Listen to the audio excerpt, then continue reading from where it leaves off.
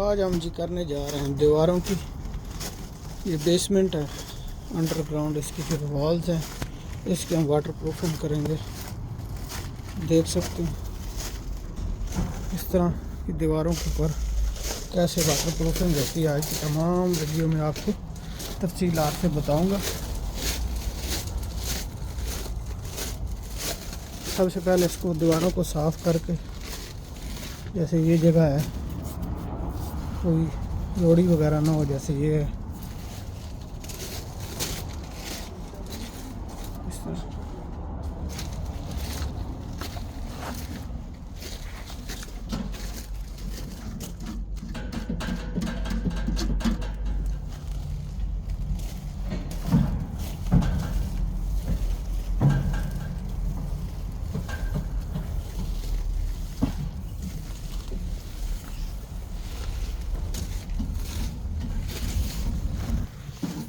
दीवारों को इस तरह रंग करने के बाद इसके ऊपर हम ये इस तरह का तैला लगाते हैं।